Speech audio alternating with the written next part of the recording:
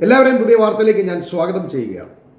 Trump പറയുന്നത് ഭ്രാന്തന്മാരുടെ കൈവശം ആണവായുധങ്ങൾ ഉണ്ടാകുമ്പോൾ മോശം കാര്യങ്ങൾ സംഭവിക്കുമെന്നാണ്. അതുകൊണ്ട് അത് ഉണ്ടാകാതിരിക്കാൻ ഇറാന്റെ ആണവ പദ്ധതികൾ തടയേണ്ടത് ആവശ്യമാണെന്നുമാണ്. പക്ഷെ നിർഭാഗ്യവശാൽ നാറ്റോ രാജ്യങ്ങൾ ഞാനുമായി സഹകരിക്കുന്നില്ല, ഇറാന്റെ ആണവ പദ്ധതികൾ തടയാൻ എന്നെ അവർ സഹായിക്കുന്നില്ല എന്നൊക്കെയാണ് ഇയാളുടെ പരാതി. ട്രംപ് പറഞ്ഞത് ശരി തന്നെയാണ്.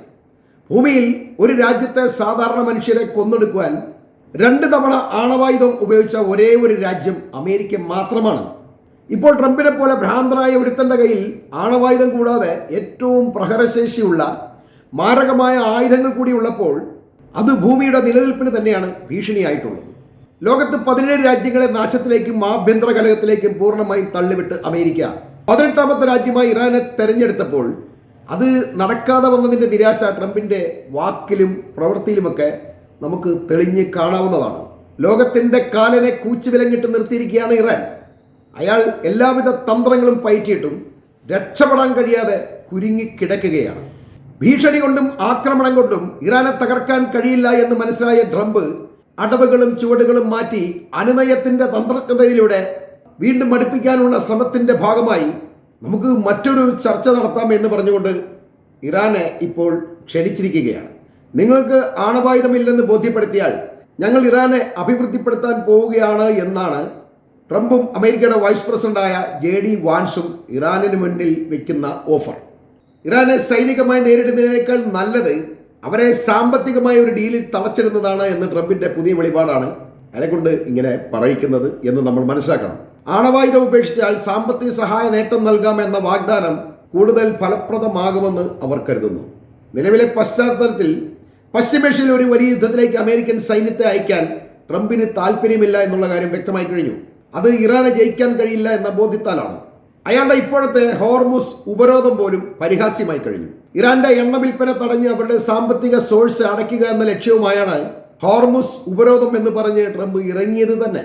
എന്നാൽ ഇറാന്റെ 90% എണ്ണയും വാങ്ങുന്ന ചൈന തന്നെ ഇന്നലെ 4 കപ്പലുകൾ എണ്ണയും കയറ്റി അമേരിക്കൻ നേവിയുടെ കൺമുന്നിലൂടെ കടന്നുപോയിട്ടും ഇവർക്ക് അവരെ തടയാനുള്ള ധൈര്യമുണ്ടായില്ല എന്ന് നമ്മൾ അറിയണം.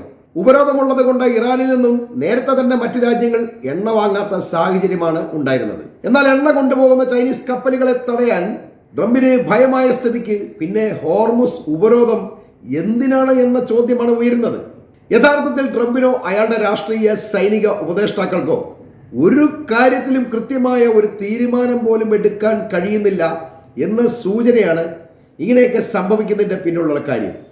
ആർക്കും കടന്നു പോകാവുന്ന തരത്തിൽ തുറന്നു കിടന്നിരുന്ന ഹോർമുസ് കടൽ ഇറാനെ പ്രകോപിപ്പിച്ച് അടപ്പിച്ചിട്ട് അത് തുറപ്പിക്കാൻ യുദ്ധം ചെയ്തിട്ടും നടക്കാതായപ്പോൾ വീണ്ടും ഒന്നുകൂടി ശക്തമായി അടച്ച് കുറ്റിയും കൊളുത്തും കൂടി ഇടാൻ സൈന്യത്തെ കാവലേൽപ്പിക്കുമ്പോൾ ഇറാനെ സഹായിക്കുകയാണ് താൻ ചെയ്യുന്നത് എന്ന് ചിന്തിക്കാൻ പോലും ട്രംപിനോ അയാളുടെ സഹായികൾക്കോ കഴിയുന്നില്ല എന്ന് നമ്മൾ ഓർക്കണം.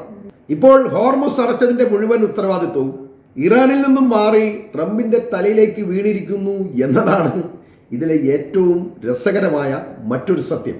ഏതെങ്കിലും ദുർബല രാജ്യത്ത് ചെന്ന് കുഴപ്പങ്ങൾ ഉണ്ടാക്കി കയ്യിലുള്ള കുറെ ആയുധമെടുത്ത് അവരെ അടിച്ചിട്ട് തിരിച്ചു പോകുന്നതല്ല ശക്തരായ രാജ്യങ്ങളുമായി ഒരു നിർണായക യുദ്ധത്തിൽ ഏർപ്പെട്ടാൽ സംഭവിക്കുന്നത് എന്ന് ട്രംപ് മാത്രമല്ല പഠിച്ചത്, ഭാവിയിലെ അമേരിക്കൻ പ്രസിഡന്റുമാരെ കൂടി പഠിപ്പിക്കുകയാണ് അയാൾ ഇപ്പോൾ ചെയ്തിട്ടുള്ളത്.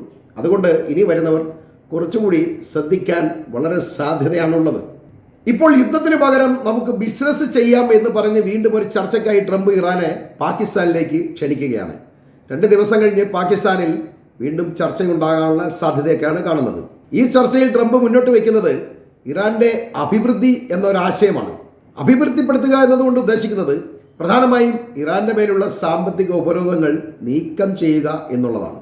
ഉപരോധം നീക്കിക്കഴിഞ്ഞാൽ ഇറാനെ ലോകത്ത് എവിടെയും നടന്ന് എണ്ണ വിൽക്കാൻ കഴിയും എന്നുള്ളതാണ് സത്യം. പിന്നെ അന്താരാഷ്ട്ര ബാങ്കിംഗ് സംവിധാനങ്ങളായ സ്വിഫ്റ്റ് പോലെയുള്ളവയിൽ നിന്നും ഇറാൻ ഇപ്പോൾ തന്നെ പുറത്താണ്.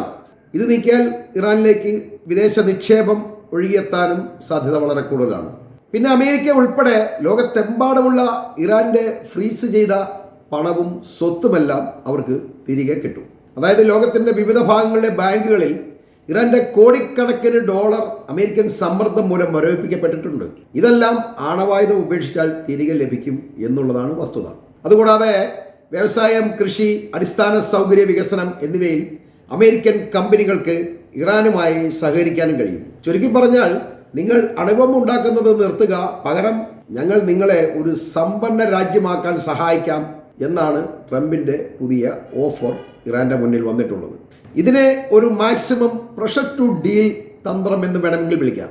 ഇറാനിലെ ജനങ്ങൾക്ക് സാമ്പത്തിക പുരോഗതി വാഗ്ദാനം ചെയ്യുന്നതിലൂടെ അവിടുത്തെ ഭരണകൂടത്തിന് മേൽ ജനകീയ സമ്മർദ്ദം ചെലുത്തുക എന്നൊരു ലക്ഷ്യവും ഇതിൻ്റെ പിന്നിലുണ്ട്. എന്നാൽ സായിപ്പ് ചിന്തിക്കുന്നത് പോലെയല്ല അറബികൾ ചിന്തിക്കുന്നത് എന്ന് നമ്മൾ മനസ്സിലാക്കണം. അമേരിക്കൻ ഔദാര്യം ഒന്നുമില്ലാതെ 35 കൊല്ലമായി കടുത്ത ഉപരോധമുണ്ടായിട്ടും വളരെ സമ്പന്നമായി ജീവിക്കുന്ന ഒരു ജനതയാണ് ഇറാനികൾ എന്ന് സാമാന്യ ബോധമുള്ള ആർക്കും മനസ്സിലാകും. യാങ്കി സൈനിസ്റ്റ് പക്ഷ മീഡിയകൾ മാത്രം നോക്കിയിരിക്കുന്നവർ ഇറാൻ പട്ടിണിയിലാണെന്ന് വിശ്വസിച്ച് സ്വയം ആത്മരതി കൊള്ളുമ്പോൾ ഇറാനികൾ പ്രധാനമായും ചൈനയ്ക്കും ഇന്ത്യക്കും എണ്ണ വിറ്റ് ആ പണം കൊണ്ട് കുട്ടികളെ പഠിപ്പിച്ച് ലോകത്തിലെ ഏറ്റവും മികച്ച റിവേഴ്സ് എഞ്ചിനീയർമാരാക്കുകയും അവരിലൂടെ ലോകത്തിലെ ഏറ്റവും മികച്ച ആയുധങ്ങളും അണുവായുധം വരെ ഉണ്ടാക്കാൻ ഇപ്പോൾ പഠിപ്പിച്ചിരിക്കുകയാണ്. അങ്ങനെയുള്ള ഇറാന് അമേരിക്കയുടെയും അവരുടെ വിഴുപ്പ് താങ്ങുന്ന യൂറോപ്പിൻ്റെയും ഒന്നും ഔദാര്യങ്ങളുടെ ആവശ്യമില്ല എന്നുള്ളതാണ് സത്യം. വാക്ക് പാലിക്കാത്ത ചതിയന്മാരായ ജൂത യാങ്കി താക്സിന്റെ വാക്ക് വിശ്വസിച്ച് അവർ ആണവായുധം ഉപേക്ഷിക്കുകയുമില്ല. അങ്ങനെ ചെയ്താൽ ഇറാൻ തീർന്നു എന്ന് കരുതിയാൽ മതി. ഇപ്പോൾ ട്രംപ് പറയുന്ന ഓരോ ഓഫറും കിട്ടില്ലെന്ന് മാത്രമല്ല, യുദ്ധനഷ്ടം വരെ പിന്നീട് ഇറാനിൽ നിന്നും ട്രംപ് ഈടാക്കും എന്നുള്ളതാണ് സത്യം. അതുകൊണ്ട് പാകിസ്ഥാനിൽ വീണ്ടും ഒരു ചർച്ച ഉണ്ടാകുമ്പോൾ അതിന് വലിയ പ്രതീക്ഷയൊന്നും ആരും വെക്കേണ്ടതില്ല. ഇറാന്റെ ആവശ്യം അമേരിക്ക ഇനി മിഡിൽ ഈസ്റ്റിൽ ഉണ്ടാവാൻ പാടില്ല എന്നുള്ളതാണ്. അത് മാത്രമേ അവർക്ക് ആവശ്യമുള്ളൂ. അങ്ങനെ ഒരു കരാർ മാത്രമേ ഇനി ഉണ്ടാകൂ. ഈ വാർത്തകൾ ഞാനിവിടെ അവസാനിപ്പിക്കുകയാണ്.